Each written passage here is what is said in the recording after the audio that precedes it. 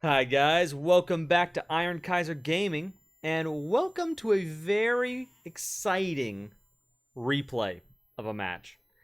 For those of you that have been longtime fans of the channel, you may have caught several of our episodes of the AoE2 Noob Cup, which was a tournament where I gathered together 8 friends of mine who have never played or had never played competitive Age of Empires before, multiplayer, ranked gameplay before. And we had a tournament where these players, they got to go to these different best of 3 matches and fight each other, and just watching the skills grow for each of these 8 players to go from very little experience at all to, battling it out for the top spot was very, very exciting. If you've not watched that series, check out the playlist on my channel and start at the beginning, because there are some really fun, really amazing sets in that tournament. But one of the things that I did as part of the Noob Cup is I told the players after the cup was done, if you guys go on to actually play AoE 2 on the ranked ladder and get some wins under your belt, I will cast those games. I want to see you go beyond this tournament and actually get some Age of Empires 2 wins under your belt and enjoy the beauty of this game. And I've had several contestants take me up on that, and they're starting to develop their Age of Empires skills, and they're starting to get into the ladder. And one of those contestants is Calimentar in the orange, who was a very solid contestant throughout the tournament, and has gone on now to hit the ladder, and she had her first big win. So, alongside me is Hiram of Tyre, who casted with me the tournament, and he's here joining me now to cast this win as well. Hiram, how you doing today? You know, you always ask me this, and the answer is always the same. I'm casting AoE. How the heck do you think I'm doing? It's always a good day when you get to cast some AoE, right? I love this game, man. I know I've said it before, and I will say it again until the cows come home, or the sheep, as the game may dictate. Right. I think we're looking at some sheep in this case. Yeah, right. Well, I grew up on this game, and so that it is still relevant, that it is still being played, and more importantly, that we still get new players, people who did not grow up playing this, who do not have a childhood, kind of built around this, but are still like getting in there and joining and playing it. It's just incredible to me. It's like how I imagine a dad feels when their kid falls in love with their favorite band, something like that. Right. I love it. It is so good. Right. Yeah, I didn't plan on getting nostalgic, but you're right, where AoE is the rare game that has retained its, I don't know, what do you want to call it? So many games that have been so influential to me and still hold such a warm place in my heart, but, over time, you feel the age on them, right? Yeah. No pun intended. But AoE 2 is just one of those games that, even though I have memories of it from 20 years ago, or whatever it is still just this beautiful game even now. And so let me set the stage a little bit as far as this particular match, because one of the things that I do want to highlight for people that are watching this video who have maybe never played the competitive ladder, or they've never played multiplayer online AoE 2 ranked. The thing that I want to set the stage on is that, as I mentioned in one of my previous videos on top tips to get into ranked multiplayer, is unfortunately, due to the way that the ranked ladder works, you got to go into it expecting to lose a bunch in order for the matchmaker to figure out where you belong. I think it's one of the most difficult, one of the most challenging aspects of playing the ranked ladder. And for anybody, like with Calimehtar here, she had, signed on. You started at 1,000 elo, and you start off taking some hits, and then taking some more hits, and some more hits. And it takes some resiliency in order to kind of pick yourself back up from that and keep on going. And so here, both of these players are at just shy of 600 elo. And it is to Calimentar's credit, and Koga's credit for that matter, both of these players, that they are, they kind of go through those battles and they take the losses and keep on trucking in order to finally get to that place where they can start, playing people at that similar experience level and starting to get those wins under their belt. That's sort of my number one thing I want to spotlight for newer players as we start looking at this match is, it is rare to start the game and immediately begin with wins. And it's just something that is, again, a credit to Calimentar and Koga. So we find ourselves here at Kawasan.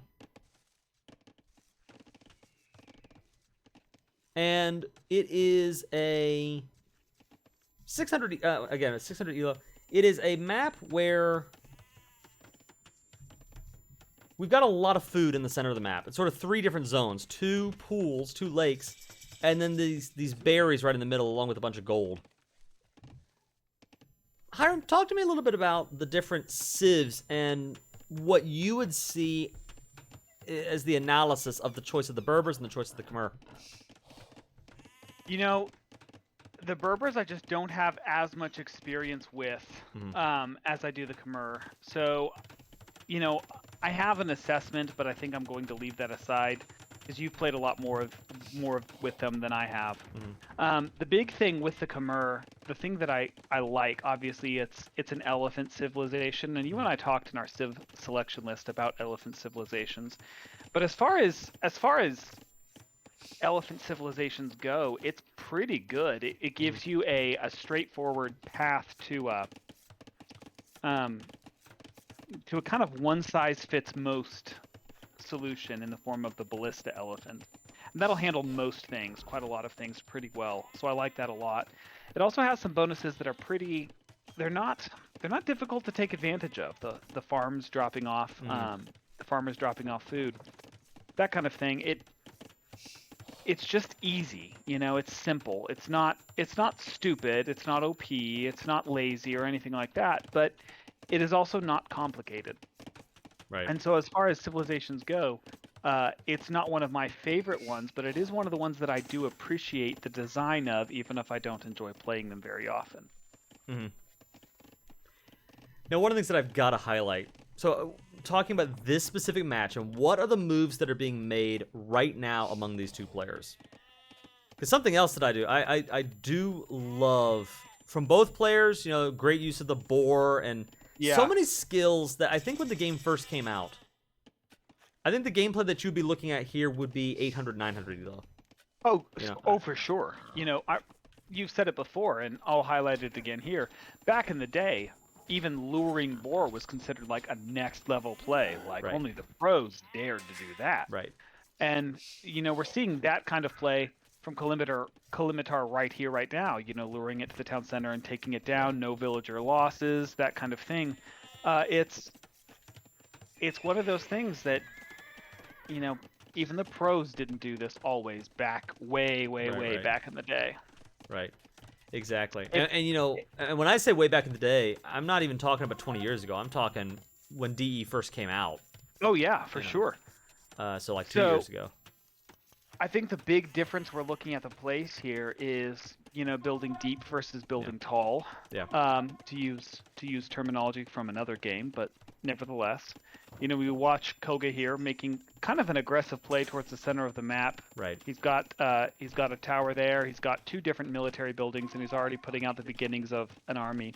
And respect to him, one of those is a gold unit. One of the things we often see in these games is focus on trash. We even saw that back in the Noob Cup a little bit, where people would just put out trash because gold is something we don't do very often. And while Koga doesn't have anyone on gold, he is at least building gold units. So respect to him. The other thing is we're watching Calimehtar wall off her base versus Koga walling off basically the side of the map. Right. It's going to be interesting to see how that plays out going forward. Because, in a lot of games, the more aggressive play is generally the more favorable one. Yeah, but we've got a difference here in that while Koga is walling off a section of the map and keeping those berry resources to himself, Calimehtar is taking the fish. Right. And fish, as you know, are one of the most, I guess, cost-effective, in the sense of time, lucrative sources of food income you can get in this game. Yeah, I do believe that ocean fishing is the fastest way of gathering food in the game. So, here we go. Look at this. We got a scout raid coming in. Okay. You were just mentioning how the aggressive play typically, will win. So we're sort of seeing early pressure.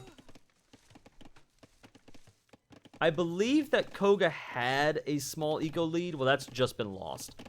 Yeah. So that's Calimentar sort of neutralized that eco lead with a really nice scout rush.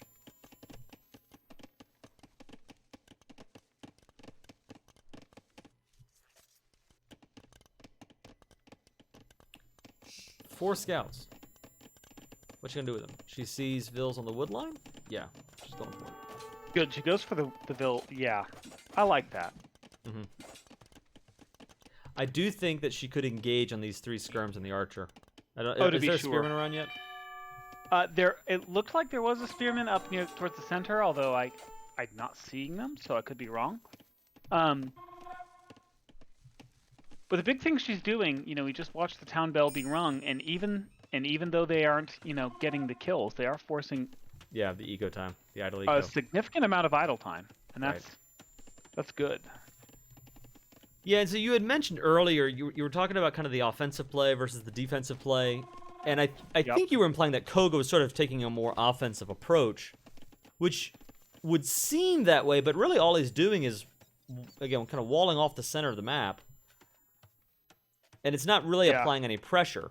In fact, here we're going to see another Vil go down. Yep. Scout down. So at this point, the eco lead has been claimed by Orange. Really solid play. I mean, I absolutely adore the use of scouts early on to try to apply early pressure. I think what you mentioned is exactly right. Typically, whoever gets the first punch in sort of dictates the tempo of the rest of the game, and that often means winning. Yeah. Now, the trick is, can you manage your rush or your push, your offensive? Can you manage moving those units around and keep your eco going at home at the same time? Right, and I think that is an answer. It takes time. It takes experience to learn how to do that. For newer players, the answer is always going to be some amount of no. Yeah. Not as good as a pro does. Right. That's still true even for me. And but sort of juggling those balls and trying to keep things going as much as possible. That is the skill of the game, and I think Calimentar is doing a really good job of it. I agree. I do want to point out, though, we're looking at 37. I'm sorry, not 37. We're looking at 18 military to 4. Right. And while Calimentar does have the advantage in the in the KD aspect of things, Koga has the tempo. Right now he could dictate the tempo. He's not. Yeah. But he could punch through a palisade and get in Calimentar's business pretty easily. Mm-hmm. And that's not me knocking him by any stretch of the imagination. It's just the knowledge that one of the hardest things to learn in this game is the killer instinct, which we've talked about before. Right. And in this, as other things, watching the killer instinct not be there, we see a moment where he has the tempo and then loses it. Right. Or at least doesn't take advantage of it. Right. Yeah. So, that kind of ties into. I'm sorry. Go ahead. Finish your part. And the reason I say that is I want to differentiate between the person who throws the first punch and the person who lands the first punch. There is a difference. Yeah. Absolutely. Absolutely. Right, and that's sort of... How do I want to define this? It's for... That's why I think what you want to do as a newer player, because one of the most difficult things to learn is, like you said, the killer instinct. It's about tempo. It's about understanding when you are strong versus when you are weak. And I think that Koga here is being timid. I mean, just even his strategy, his game plan is wall up, claim the berries, and then somehow I'll win off of that. Yeah. Right? And instead, if he had gone on offense, that could have made a difference. When he saw that Calimentar had hit the castle age, I think the reaction that we would typically have is, oh no, I'm in danger. Yeah. When really, sometimes what that means is, hey, there's an opportunity here. All those resources went into castle age. That means that now's a moment I could strike. Exactly. I have a military and they don't. Right. Because we're looking at a military size of 25 to 7 right now. Now, what I love, and I think this is exactly the right choice, is Calimehtar going knights. Yes. Because Castle Age unit, the knights will take out virtually anything that Koga can build in the feudal age. Unless Koga has a swarm of spearmen. Right? Unless he has a swarm of spearmen, knights win. Not only that, a significant portion of his wall, like he's got stone wall in places, so that's good. That's nice. More vills going down in Koga's base. Nice. So that's something else to highlight, too, that it is, again, a skill that I think I need to work on, is with that scout rush, preserving your scouts and being able to use them later to achieve more damage. For me, it's so easy to do the scout rush, get a couple of kills, and then they just die. That's done, and you move on to the next thing.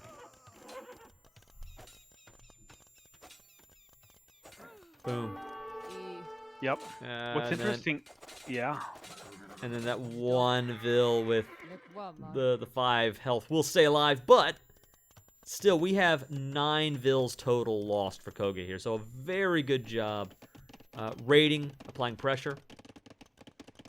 But meanwhile, in the north of the base, we have something special going on. Yep, I see that. Before we watch what that develops into, I want to zoom into this this northern lake here. On the one hand, Calimentar has built a defensive demolition raft and fire galley, and I like the protective nature. It's better than sending your Vils out into the middle of nowhere and hoping they get something. Mm-hmm. On the other hand, it is an opportunity cost. 2 of Calimentar's 9 military are on the water, and they're not useful at this point in time. Mm-hmm. So it's insurance, and it is insurance. And it's sort of hard to value that, like in real life, It's like insurance. It's great when you need it, and when you don't need it. Well, the reason I'm zooming in on this is both players have the same kind of protective instinct over different areas, different focuses. I do want to highlight. I'm sorry, I just want to jump to the south real quick. We've got 8 knights on the field, and they wiped out a really big chunk of Blue's feudal age army. And Blue is only now going up into the Castle Age. He's about to lose 2 more archers here. Oh, meanwhile in the north, we've got spearmen who are moving into Calimentar's base. We saw this several times during the Noob Cup. We did. People like using spearmen as a raiding unit. Do you remember when I said a little bit ago, they go kind of trash units instinctively? Uh-huh. I think I might have spoken a little too soon, because what we see on the field is some archers, but mostly that instinct into trash. Right. And here's a problem for Koga. Yeah. Staying under the town center, going on the offense, not really in control of his units to the degree he could be, and he's going to lose more than he had to there. Leaving aside the unit calculation, if you want to look at Calimentar, for instance, her food versus Koga's. Yep. She's going imp, he's going castle, so there's that differential there. He's invested heavily into a military, but it's spearmen. It's trash. So props to him. I had not enough men to defend, so I attacked. Attacking is good, but we're watching all of those resources invested into attacking be whittled away because they're the wrong type of unit. Yep. Yeah, I mean, I understand. He sees the knights and wants to go spearmen, or maybe it's just because they're cheap. Yeah. But now he is getting down a castle straight away. He hits castle age, and he has enough resources for a castle pretty much immediately. So he's probably Like that's probably been his strategy from the get-go. It is just outside of Calimentar's line of sight. So good for him. Yeah. On that regard. Calimentar getting her own castle up. In a place that I think is pretty good. Yeah, I like controlling that's not that a bad location. I would have probably moved it closer to the stone. Yeah. Place where you could range the tower, because castles range towers.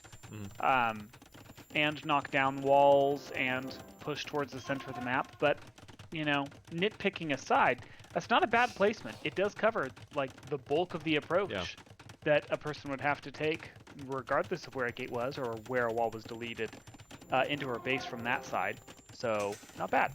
Now, the thing that we always talked about during the Noob Cup is, you know, we're kind of zooming in on the castles, the military engagements, but what is really going to win or lose these games are these numbers up here. The eco numbers, the idle TC numbers, and we see Calimehtar with 5 vills up over Koga. So that means in the long run more resources. Yep. And it means, again, a stronger economy means a stronger military. I think that's... Koga going interrupting for a sec. Koga going a second castle. Yep. But here's the problem. Calimentar is imp. Right. And she's putting out the trebs, which is great for her. And that means you can have 5 castles, 10 castles up over your opponent. But if you can't deal with the trebs, well, those castles will just go down. She sees this one, she works to interrupt it. And that's good. Right. Treb's already out on the field. Yeah. These spearmen will not be very effective. So we've got 11 versus 9? Yep. I think. Now the Mamluks will be effective. Well, the camel archers do not do bonus damage against knights. Oh, I'm sorry. Camel archers, not Mamluks. You're right.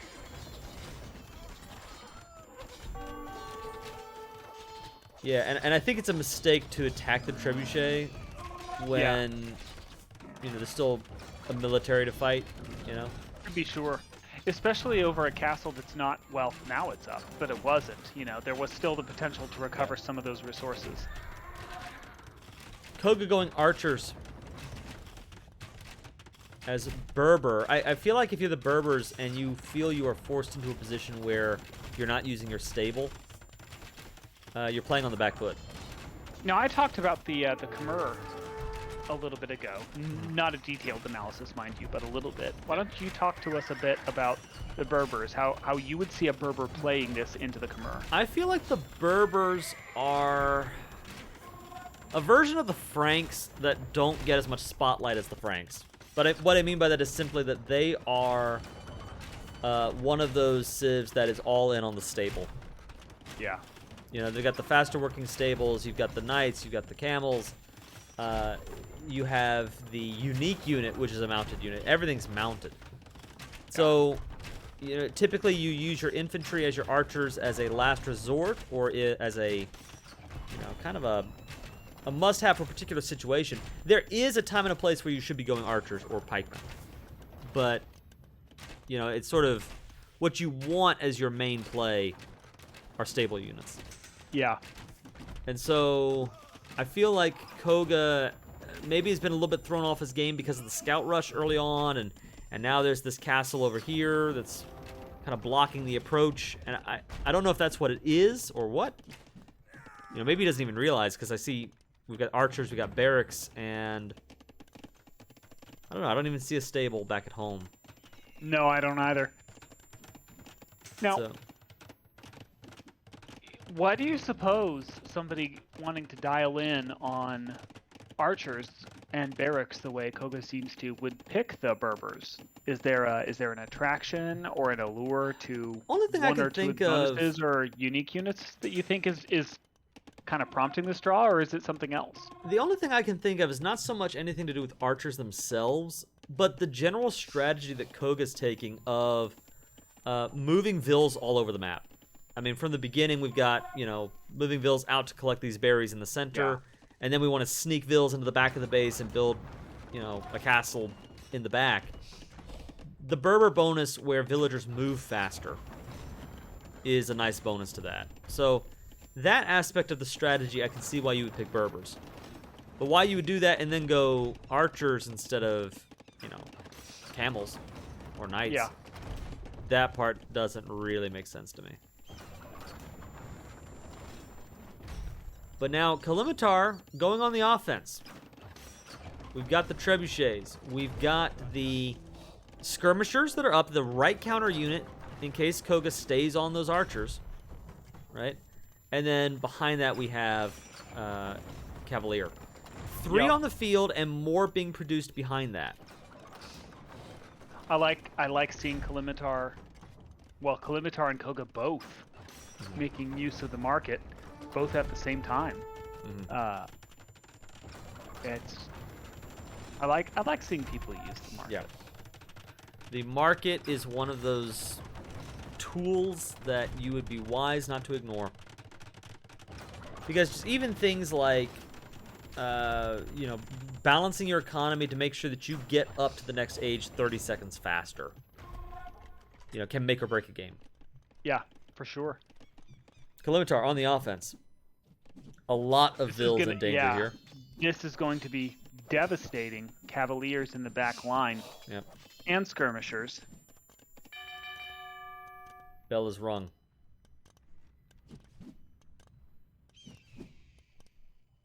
Missed opportunity to perhaps secure another Vil killer too, but no matter.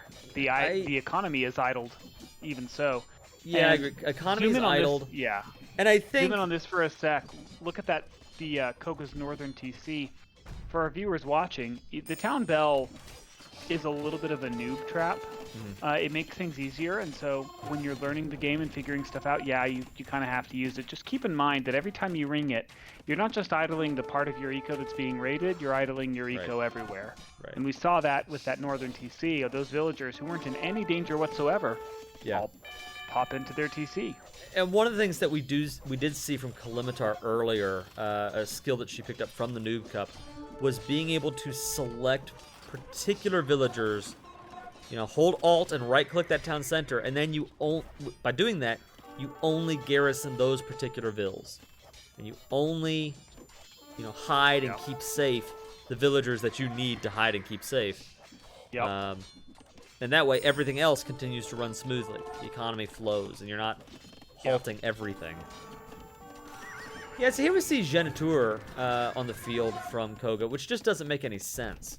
No, it really doesn't. It's almost like he's trying to lean into the Berbers without really understanding what they do. Right. Because they don't counter anything Calimehtar has put out so far. And he's trying for that back castle play again, which... Yeah. I don't know, man. It didn't work the first time, and you still don't have an answer to the Trebs, so... Right.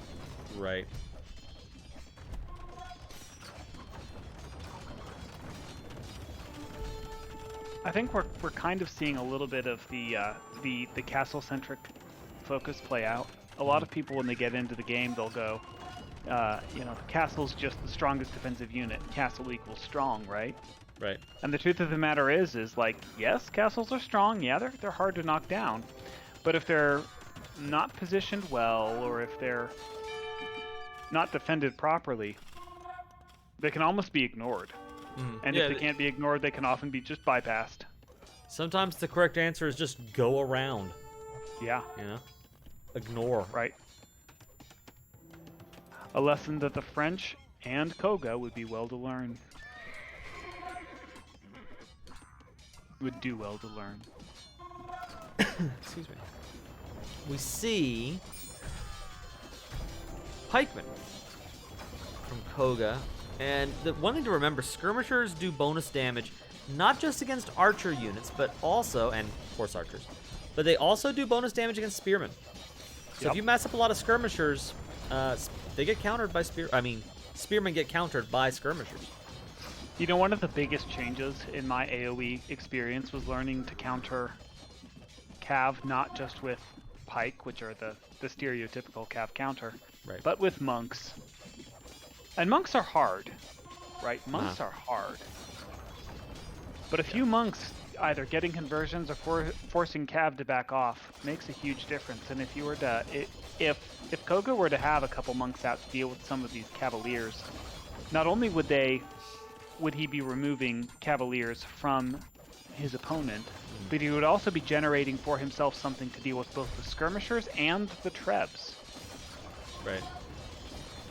I think what we're seeing in this game, and this is advice that I have shared with players in the past, is kind of go into a match having a sense of what sort of power unit you want to win the game with. Yeah.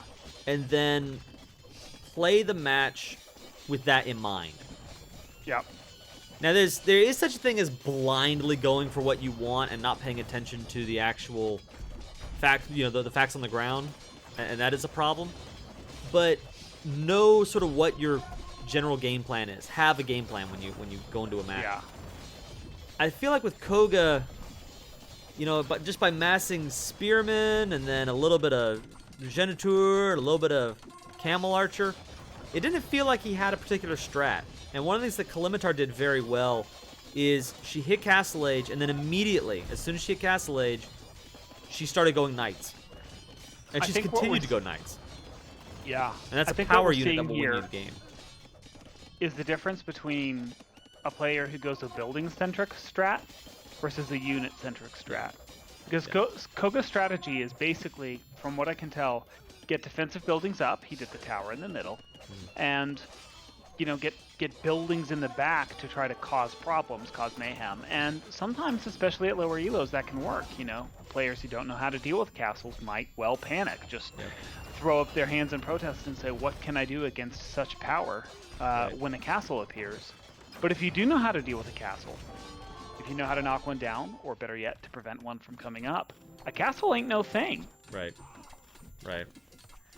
Yeah, we got a little bit of a counterattack here from Koga, but it's not going to be enough. He calls the GG. Yeah, he's down to 11 vills right now. It's... he was up tied with Calimehtar a second ago in vills. And I just want to highlight that because, both of these players, they had multiple TCs, and props to them. Like, that's not something you can always count on. Right. So... multiple TCs, getting vills out, good for him. The other thing I want to give Koga props for, he's already called the GG, is actually calling the GG. Right. One of the things I like about this community is just the sportsmanship that you just don't find everywhere else. Right. And taking the time to say, all right, you got me, well played, versus just quitting and leaving is something not all games have. Or even worse, having kind of a salty fan base where the expectation is, you try hard, noob, blah, blah, blah, blah, right? Yeah. Castle drooping. Yes, the castle drooping. That's a game whatever. I wish I cast just for the name right there. Yeah. Yeah. But props to Koga, sportsmanship. I always appreciate good sportsmanship when I see it, and taking the time to throw out a quick "well played," GG or whatever before you call it is it deserves a hat tip in my opinion. That's right. I agree. So hat tip to Koga on that one, and of course again for anybody getting out there on the ladder and playing these matches. I mean, well done to them. But Calimehtar again, I think took a lot of really good skills that she learned from the Noob Cup, and has learned in her ladder journey. Because that's the other thing. I mean, I started off this replay talking about, boy, you kind of go into the AoE 2 ladder, and you need to expect that you're going to lose games. You got to lose games first. I want to say that this was maybe her 9th or 10th game that she had played. So, several losses under the belt. And what she did is she didn't just have resilience and perseverance, but she learned from each of those games. Like, okay, how can I... do this thing better in the future? What can I take away from this loss? And being able to do that made her a stronger player, and she demonstrated some really good skills moving into this game, rushing up to Castle Age, getting out a power unit, immediately hitting the Imperial Age and getting those trebuchets out to knock down the castles. It was just solid meat and potatoes Age of Empires 2 that got her the win here. And, to have gone from the Noob Cup, where these were players who had not played any AoE 2 online at all, to being here now where we see this first win, and Calimentar has since picked up many other wins under her belt. It's just, it makes you proud, you know? It does. It really does. Especially because, like I said, this is a game I grew up on. And Right. so watching new players kind of take it, letting it kick them in the teeth, but keep on going, and then begin to spread their wings and dominate. Right. Props to them. Well played. Yep. Hat tip to Koga, and well played, Calimehtar. Good job. Hiram, thanks so much for casting this with me. I really appreciate it. And guys, anytime, man. I hope you enjoyed the video. If you will, like the video, subscribe to the channel. I'd appreciate it. Otherwise, this is the Iron Kaiser signing off.